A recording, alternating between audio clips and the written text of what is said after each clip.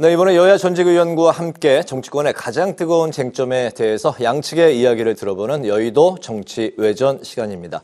오늘도 신경민, 정호김 전 의원 두 분과 함께 하겠습니다. 어서 오십시오. 네, 반갑습니다. 네. 선거를 이제 앞두고 최근에 벌어졌던 대통령과 여당 대표 갈등이 일단은 이제 봉합의 모양새를 갖췄는데요. 친윤 핵심인 이철규 의원이 긍정적으로 이제 봉합이 될 것이다 이렇게 이제 한 반면에 개혁신당 이준석 대표는 어설픈 봉합이고 앞으로 곧 2차, 3차전이 있을 것이라고 이제 했습니다.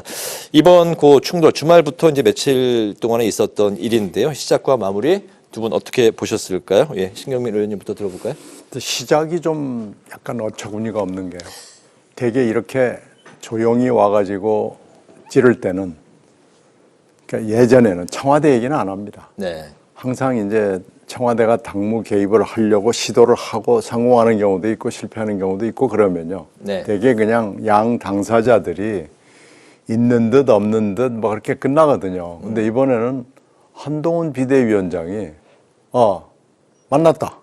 그리고 이렇게 얘기했다. 하고 언론 앞에서 얘기를 해버린 거예요. 네. 이건 유례가 별로 없었던 일이죠. 한 번도 없습니다. 이거 되게 다 그냥 양 당사자들이 그런 일이 있었는지 없었는지 하고 함구를 하거나 모른 체 하고 하는데 있었다. 또 실장이 왔다 갔다. 네. 뭐 이렇게 얘기하는 경우는요, 이게 처음입니다. 그러면은 이게 이제 헌법과 법을 특히 정당법을 정면으로 어기는 겁니다. 이건 형사법에 어긋나는 겁니다. 이건 이렇게 왔다 갔다 한 사람 그리고 시킨 사람까지 포함해서 모두 정당법 위반으로 박근혜 대통령이 실형 2년을 받은 거예요. 네. 그러니까 이게 실형 2년짜리 범죄를 저지른 겁니다. 이걸 한동훈 비대위원장이 그것도 언론 앞에서 솔직하게 얘기를 하면서 시작이 된 거거든요. 네. 이런 경우가 일단 없고요. 이제 뭐 봉합을 했다고 그러는데 이 본질은 무슨 왕과 세자의 권력 투쟁이나 이런 게 아니고 결국은 영부인 문제잖아요. 네. 뭐 무슨 마포에 있어서의 공천 갈등 이건 전부 겉으로 하는 얘기고 그 밑에 흐르는 건 결국은 영부인 문제를 둘러싼 갈등이기 때문에 봉합을 아무리 꽁꽁 동여매도 봉합이 안 되죠. 봉합한다고 뭐 아무리 만들어도 안에 그 앙금이 빠지면 그게 찐빵이 되나요? 찐빵 안 되는 겁니다. 이건 봉합이 될 수가 없는 거고 이건 뭐 곧 언제 어디선가 터져 나올 수밖에 없는 상황입니다. 네, 알겠습니다. 약속 대련은 전혀 아니다라는 이제 말씀이신 약속 대련을 이렇게 했다면 그건 뭐 말이 안 되는 이거 뭐라 해야 초보도 이렇게 안 합니다. 네. 정호김 의원님 어떻게 보셨습니까? 네, 영부인 문제가 아직까지 이제 정리가 안 된 상황이기 때문에 어떤 식으로든 해결을 해야 되는 데다가 그 권력의 문제이다 보니까 두 사람의 관계가 20년이 넘었어도 네. 이게 굉장히 우리가 처음 보는 방향으로 지금 흘러가고 있는데요. 그 상황 속에서 공천 문제가 또 엮여 있거든요. 네. 그러니까 내부에 누가 됐든 이관계를 쓴 사람들이 있는 것 같아요. 그래서 한동훈 위원장과 윤석열 대통령 사이에 이관계를 써서 이제 그 위원장이 전국을 순회하지 않았습니까? 그런데 뭐 전국을 순회하면서 윤석열 대통령에 대해서 언급이 없었다는 등 하면서 이간을 한 사람들이 있어요. 그 사람들은 어떤 식으로든 그 갈라놓고 자기네들의 공천에 유리한 지형을 확보하려고 했는지 모르지만 네. 그런 부분도 변수로서 작동했던 건 사실이고 그러다 보니까 뭐 인간관계에서부터 시작해갖고 이 권력 지형까지 많은 그 논란이 지금 있고 현재 진행형인 거죠. 네, 알겠습니다. 방금 이제 공천에 대한 이제 그 말씀하셨는데 이제 많은 또 분들이 공천을 두고서 이제 친윤계냐 또 아니면 이제 또 한동훈 비대위원장이 추천하는 공천하는 그런 이제 후보들 간의 일종의 이제 2라운드가 또 이제 본격적으로 시작될 것이다 이런 예측들이 많이 나오고 있는 가운데 국민의힘이 사천 논란이 있었던 마포을을 전략공천 지역에 이제 포함을 시켰습니다. 경쟁력이 현저히 낮거나 3연패한 그런 지역에는 전략공천이 가능하다 이런 입장인데요. 한동훈 비대위원장은 김병률 비대위원 사퇴서를 또 이제 일축을 했고 원희룡 전 장관도 명품백 논란은 풀고 가야 된다 이런 입장을 이제 밝힌 상황입니다. 어쨌든 이제 갈등의 이제 촉발의 원인이 됐던 김건희 여사 사과 여부 그리고 이제 김경률 비대위원회 거취 이 국민의힘 좀 어떻게 풀어야 될까요? 저도 이제 개인적인 의견을 말씀드릴 수밖에 없는데요. 네. 김경률 비대위원 같은 경우는 지금 국민의힘에서 전략 공천 지역으로 험지를 전략 공천으로 지금 하는 거는 그만큼 이번에 승리하겠다라는 강력한 의지를 반영하는 것이고요. 네. 그런 기준으로 한다면은 이제 전략 공천이 될 가능성이 매우 높아졌어요. 근데 애초에 그 외연적인 그 문제의 시발점은 이 마포을 같은 곳에 한동훈 위원장이 김경률을 후보로 출마시킨 자체가 사천이다 해갖고 시끄러웠었던 거 아닙니까? 근데 그 네. 문제는 일단 전략 공천이 가능한 지역으로 해서 이제 정리가 되는데 일부 친윤이라든지 대통령실에서 김경률 비대위원이 비대위원직을 사퇴해야 된다라는 주장을 하는 사람들이 있어요. 네. 한동훈 위원장은 거기에 대해서 자기는 그거 듣지 못했다라고 얘기를 하는데요. 그렇게 해서 비대위원을 또 사퇴를 시키면 마치 또 지금 이것을 봉합하는 데 있어서 서로 주고받았다 내지는 대통령의 영향력이 작용했다라는 불필요한 이야기가 나올 수가 있거든요. 네. 그렇기 때문에 사실은 그런 식으로 비대위원 자리에서 교체시키는 거는 썩 바람직하진 못한데 현실적으로 말입니다. 만약에 마포을에 전략 공천을 받잖아요. 네. 그러면은 거기 가서 그 험지에서 싸우기도 정신이 없는데 비대위원 역할까지 하기는 현실적으로 쉽지 않아요. 네. 그런 현실적인 문제를 잘 조율해 갖고 자연스럽게 어떤 식으로든 정리를 하면서 총선까지 잘 나가는 게 국민의힘으로서는 굉장히 중요하겠죠. 김경률 비대위원이 공천을 받은 이제 직후에 이제 선거 전에 본격적으로 뛰어들 시점에 비대위원을 스스로 이제 사퇴하는 뭐 이런 모양새가 제 생각이요. 알겠습니다. 네, 네 신 의원님은요? 김경률 비대위원 거치는 저는 그것도 하나의 좋은 시나리오인 것 같아요. 근데 원래 지금 이 지역을 보면은 김성동 후보라는 분이 계속 여기서 후보를 했어요. 네. 원외로 지구당 위원장을 했는데 이분이 사실 이번에는 그만두는 찬스예요. 나오기 좀 어려운 찬스예요. 아마 그리고 본인도 그만두고 싶어 했을 거예요. 근데 이게 이제 일종의 자객 공천이잖아요. 네. 정청래 그 전에는 손혜원 의원한테 떨어졌거든요. 그러니까 자객 공천을 특히 해야 될 필요가 있는데 이것을 지금 간과한 것은요. 당에서 조금만 물을 먹어보면 아는데 자객 공천이라고 그래서 자객을 그냥 보내면 되는 게 아닙니다. 네. 자객 공천을 보내기 위한 토대를 쭉 만들어줘야 되는데 그런 거 없이 느닷없이 그냥 신년 하례식에 가서 나오세요. 그래서 손 버쩍 들어준 거거든요. 네. 이렇게 자객 공천을 하는 경우는 없습니다. 이렇게 네. 안 합니다. 네. 근데 이건 한동훈 비대위원장이 큰 실수를 한 거예요. 네. 그러니까 나가려고 보따리를 싸고 있던 거기 김 위원장이 보기에는 아니 이건 뭐지? 뭐 이렇게 돼서 이 갈등이 굉장히 더 촉발이 됐기 때문에 이건 자객을 보낼 때 섬세하게 보내야 되는데 그런 섬세함을 잃었습니다. 네. 그래서 지금 큰 실수를 한 거고요.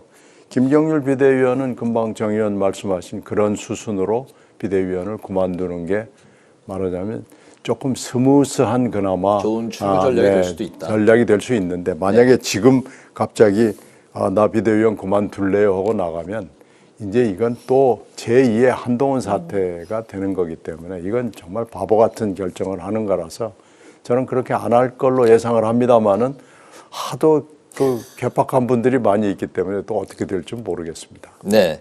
민주당도 뭐 그 말씀하신 그 자객 공천 논란이 좀 시끄러운 상황인데 그 관련한 이야기는 조금 후에 좀 듣기로 하고요.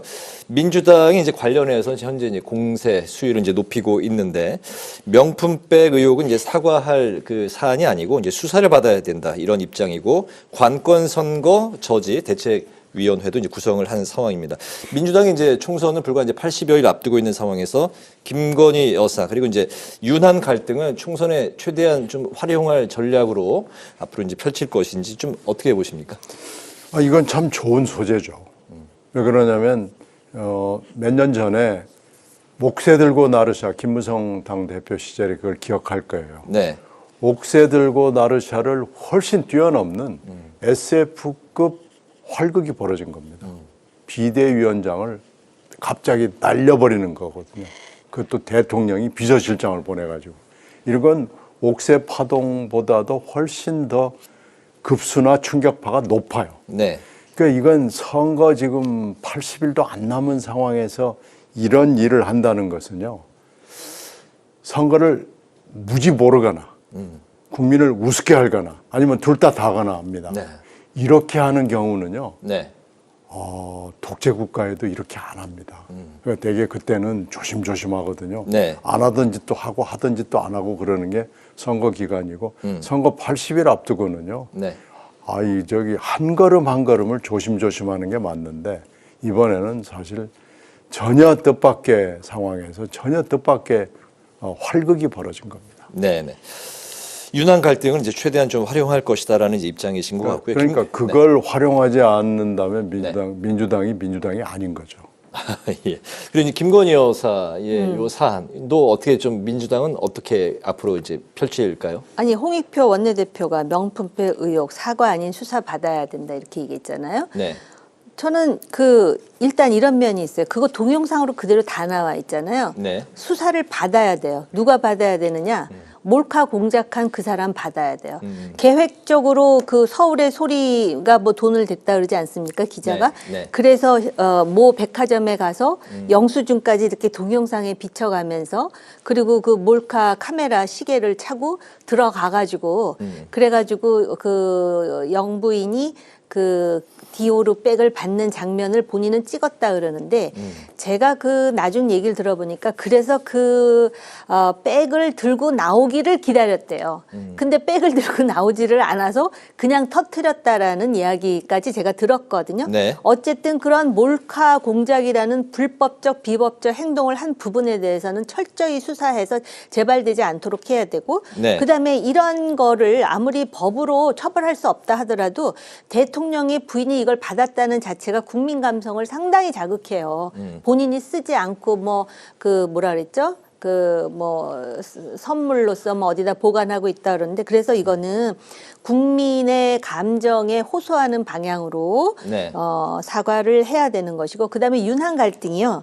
과거에 옥새 들고 나르샤하고 다른 분명한 차이점이 있어요. 어떤 건가요? 그 당시에는 대통령이 진박 감별사를 동원해가지고 찐박을 뽑겠다고 그런 와중에 당대표가 어쩔 수 없어서 정말 옥새 들고 나르샤라는 웃지 못할 총국까지 했는데 결과적으로 그 내부의 알력에서 대통령이 승기를 잡는 거를 유권자들이 봤기 때문에 철저히 응징을 한 거예요. 그래서 졌잖아요. 새누리당이. 네. 이 경우는 소위 한동훈 위원장이 결국은 대통령의 아바타일 뿐이다라고 생각을 했었는데 네. 그래서 심지어는 비서실장까지 보내서 사퇴를 지금 요구했는데 위원장이 딱 나와가지고 저 사퇴 요구에 대해서 거절했습니다 하면서 그냥 당당하게 맞서는 모습을 보면서 윤한 갈등이잖아요. 사실 윤한이 이렇게 뭉쳐있으면 이게 투표에 도움이 안 되는데 이게 지금 떨어져 나가는 거에 대해서 사람들이 관심이 굉장히 깊은 데다가 당이 수평 관계를 드디어 가지려고 하고 있다라는 점에서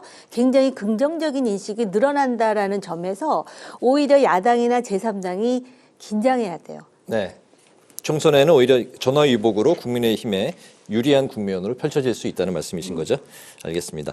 좀 아까 이제 그 민주당에서도 자객 공천 논란으로 이제 집안이 시끄럽다는 말씀을 드렸는데 공천을 앞두고 예비 후보 간의 신경전이 이제 격화되고 있는 상황이고 이런 상황에서 일부 친명계 의원들이 비명계 의원 지역구에 이제 출마 선언을 하면서 수위 높은 또 발언까지 곁들여서 하고 있습니다. 같은 당의 의원에게 이제 비난의 화살을 날리면서 출마 선언을 하고 있는 이런 상황 좀 어떻게 봐야 될까요? 예. 일단 4년 전에 너무 많은 사람들이 당선이 됐어요. 그런데 이번에도 아마 야당에서는 그 소위 정권 심판론이 강하기 때문에 출마만 하면 수도권에서 특히 당선될 수 있다라는 생각이 되니까 네. 너도 나도 출마하고 싶어해요. 그러니까 이제 자꾸 밀어내기를 하는데 1차 타겟이 누구냐? 친문이나 비명이 되는 거예요. 그러니까 탈당하신 분들 외에 남아있는 사람들, 특히 그중에 국회의원인 사람들 지역구에 가가지고 나는 친명입니다. 저 사람은 비명이라 투표 때 체포동의안에 찬성표 던졌어요. 막 이래가면서 결국은 막 그 뭐랄까 비판을 하는 거죠. 비난을 하는 지금 그런 웃지 못할 상황까지 벌어지는 그리고 그다음엔 어떤 일이 벌어지느냐. 친명과 찐명 또는 친명과 신명 간의 싸움이 있을 거예요. 이게 아마 굉장히 진짜 보기 딱한 상황인데 이런 상황에서 지금 당대표가 아무 소리도 안 하고 있거든요. 네. 그럼 도대체 뭐가 통합 공천이라는 것인지 결국은 이제 이게 앞으로 77일 남았거든요. 오늘로 선거가. 네. 네. 그러면 87일. 지금 77일입니다. 아, 87일인가요? 네, 87일. 그렇게 되면은 지금은 막 국민의힘이 들썩들썩 하는 것 같죠? 네. 나중에 이 민주당이 어떤 상황이 될지 누구도 예측하기 쉽지 않아요. 네. 친명대 이제 그 비명계 간의 이제 공천 경쟁 뭐 격화되고 있는 이런 상황을 말씀해 주셨는데 이제 신 의원님께는 뭐 요 관련한 좀 비슷한 질문을 또 드리겠습니다. 민주당이 이제 86이나 이제 중진의 감점을 주지는 않겠다라고 이제 밝혔지만 공관위원장이 자발적으로 멈추는 것이 좋지 않겠냐, 뭐 지지불태라는 표현도 썼고 또 검찰 정권 탄생에 기여한 분들은 책임감을 느껴야 한다. 묘한 뉘앙스로 이제 말씀을 하셨는데요. 친문 대 친명 구도가 되고 있는 또 공천 경쟁도 한편에서 펼쳐지고 있습니다. 새로운 그 미래에서는 이런 상황 좀 이런 상황을 어떻게 바라보고 계실까요? 지금 우군들이 보내는 자객 이게 좀 도를 지나쳐요. 물론 요인이야 아까 정 의원이 말씀하신 대로 네. 너무 많이 민주당이 당선이 됐고 정권 심판론이 지금 뭐 굉장히 팽배하기 때문에 그렇다고도 하지만 그거보다도 더 근본적인 이유는 이 친명 일색의 분위기가 민주당을 휩싸고 있거든요. 네. 그래서 지금은 반명 비명만 갈라내는 게 아니고 이제는 뭐 수박들이 나갔다 그러면서 수박 비슷한 사람도 다 나가라 이러면서 지금 친문 그러니까 문재인 정권 때 요직을 지냈던 사람은 다 나가라 이렇게 따지면 정말로 이제 찐명만 남는 민주당을 원하는 거 아니냐라는 불안감이 민주당 안을 휩싸고 있고요. 네.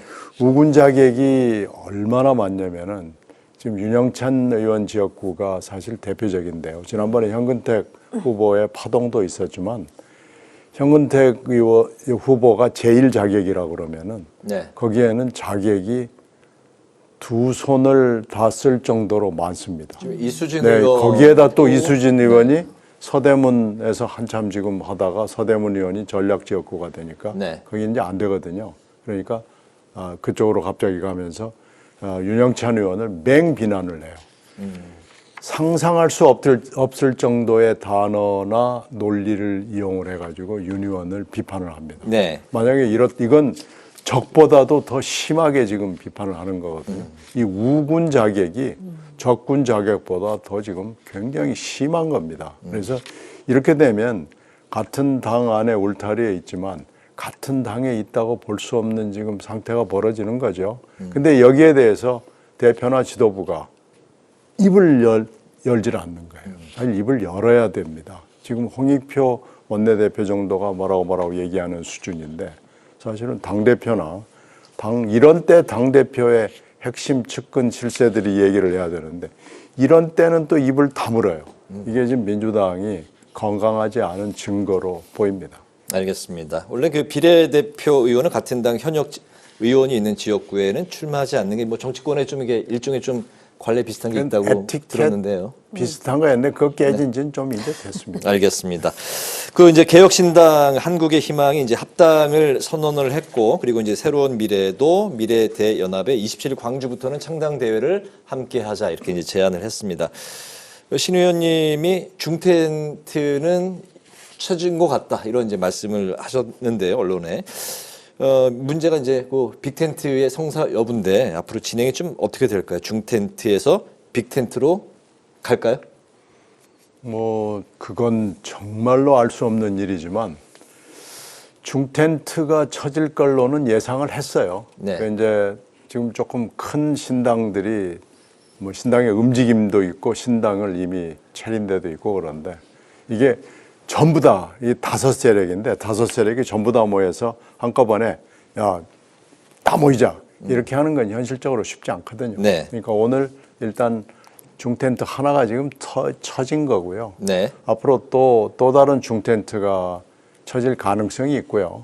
그렇게 돼서 이제 중텐트들이 또 모여서 빅텐트를 모일 수 있는 가능성은 있지만 이게 꼭 합당이라는 형태로 될지 아니면 선거연대도 단계에 따라서 형태가 여러 개거든요. 네. 뭐 그렇게 될지 그건 짐작하기는 매우 어렵습니다. 그러나 텐트는 좀 문제는 있지만 물론 텐트가 커지면 안에서 싸우기도 좋잖아요.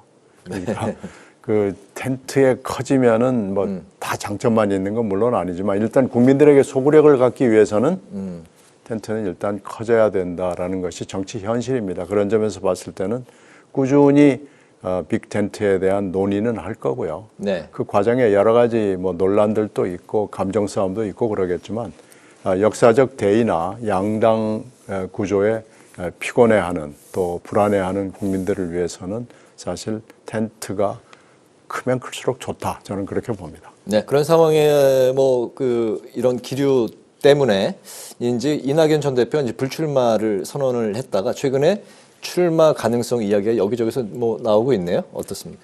아니 본인은 가만히 있죠. 이낙연 대표는 가만히 있는데 뭐 너무나 많은 분들이 그렇게 해야 된다라고 지금 얘기를 해서 네. 그렇게 많은 얘기를 하는데 그 귀 닫고 뭐 눈 닫고 입 닫고 있을 수는 없잖아요. 그래서 일단 동지들의 요구에 대해서 네. 일단 주의 깊게 듣고 있다. 그리고 그건 한번 생각해 보겠다는 얘기나 마찬가지니까요. 네. 최종 결정은 어떻게 날지 모르겠습니다만은 일단 불출마 원칙을 지키면서 여러 가지 얘기를 듣는다. 그러면 약간 크리크 조정 정도는 됐다고 봅니다. 네, 광주냐, 험지냐, 뭐 이런 이야기까지 뭐 이렇게 나오고 있는 상황인데요. 지켜보도록 하고요. 빅텐트 어떻게 생각하십니까? 저는 빅텐트가 그래도 만들어져야 이 제3당으로서 유권자들에게 그 뭔가를 이렇게 보여준다라는 차원에서 그리고 우리나라에 지금 일단 그 당의 이해 이전에 네. 지금 국민의 3분의 2를 제대로 대표할 수 있는 정당이 지금 없는 거잖아요. 양당제의 폐해가 나타나고 있기 때문에 네. 이런 그 움직임이 결국은 빅텐트로 이렇게 성과가 났으면 좋겠다라는 생각을 하고요. 현실적으로 이제 나중에 만약에 협상을 하게 된다면 지역구를 어떻게 할 것이며 비례대표를 어떻게 할 것인가. 그다음에 국민의힘이나 민주당이나 이제 공천을 시작했기 때문에 어떤 상황이 벌어질지 몰라요. 그렇기 때문에 텐트를 크게 열고 그 계속해서 유권자들한테 호소력 있는 그 공약을 제시하면서 네. 뭔가 3당으로서 희망을 보여주고 자기를 내려놓는 그런 차원에서 만약에 이낙연 전 대표가 정말로 어디에선가 출마를 하면 그 반향은 상당히 울림이 클 거라고 봐요. 네, 알겠습니다. 오늘 그 마지막 질문은 이현주 전 의원의 민주당 복당설인데요. 민주당에서 이제 그동안 19대, 20대 의원을 지냈고 여러 당을 이제 좀 돌다가 이번에 만약에 민주당이 다시 돌아온다면 6번째 당적이 되는 셈인데요. 이재명 그 민주당 대표가 직접 연락을 해서 간절하게 권유했다는 소식이 오늘 이현주 의원 인터뷰에서 이제 본인이 직접 밝혔는데요. 아직은 정해진 건 없고 내일 25일에 만나기로 했다. 이렇게 이제 전언을 했습니다. 이현주 전 의원의 민주당 복당설 두 분 어떻게 생각하시는지 이 부분을 좀 짧게 들어볼까요? 네, 뭐 본인의 결정이니까 뭐 존중은 해줘야 되겠죠. 지금 어디에도 안착을 못하는 이현주 의원이 어떻게 보면 한국의 정치의 현실인 것 같기도 해요. 네. 근데 지금 7년 동안 너무나 많이 돌아다녀서 국민들한테 설명하기는 좀 쉽지 않아 보여요. 그래서 이걸 좀 본인이 어떻게 설명할지 저도 좀 기대됩니다. 이렇게 오늘 인터뷰를 하던데요. 그 민주당이 다시 돌아가더라도 나는 제3지대로 남겠다. 그런 공간을 열어주면 고려해 보겠다. 네.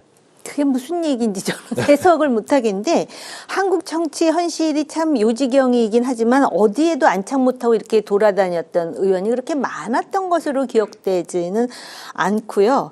결국은 왜 우리나라 어르신들이 그런 말 해요. 자기가 침 뱉은 눈물 결국 자기가 마시는 경우가 있다라는 얘기를 하는데 과거에 문재인 정권에 대해서 엄청나게 비난을 했던 것으로 기억을 하는데요.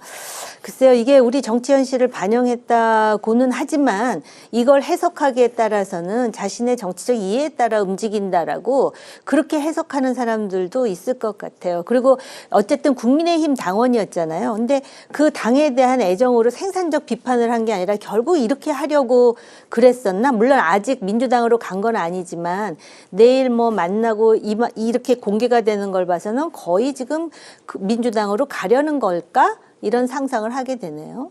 알겠습니다. 이제 오늘 그 여의도 정치회전 마칠 시간이 됐는데요. 끝으로 그동안 품격 있는 논평으로 오랫동안 이 시간에 함께 해주셨던 신경민 전 의원님께서 오늘 마지막 시간을 갖게 됐습니다. 그동안 한 2년 정도 하셨던 것 같은데요. 무척 감사했다는 말씀을 드리고 싶고 정치의 그 언어의 품격을 이게 좀 어떤 건지 제대로 보여주셨던 것 같습니다. 그동안 많은 걸 느꼈고요. 그간의 이제 소회 그리고 이제 앞으로 계획에 대해서 오늘 마지막으로 좀 들어볼까요? 그래서 이제 정치가 현재 미래 문제를 얘기를 해야 되죠. 근데 이제 그렇게 되지 못했던 것 같아요. 그건 뭐 제 책임은 아니고요. 네. 한국 정치의 현실인데요. 합리적인 상식이 흐르는 정치가 됐으면 좋겠다는 생각을 하고 있고요. 저는 일단은 새로운 미래라는 신당에 가서 열심히 노력을 할 거고 텐트를 하여튼 어떻게든지 넓게 쳐서 그 안에서 뭐 하여튼 뭔가 해보려고 노력을 할 겁니다. 네, 텐트 안에서 앞으로 또 신경민 의원님의 또 행보도 저희가 관심 있게 지켜보도록 하겠습니다. 여의도 정치외전 이제 마칠 시간이 됐습니다. 지금까지 신경민 전 의원, 정호김 전 의원 두 분과 함께했습니다. 오늘도 말씀 잘 들었습니다. 고맙습니다. 네, 고맙습니다.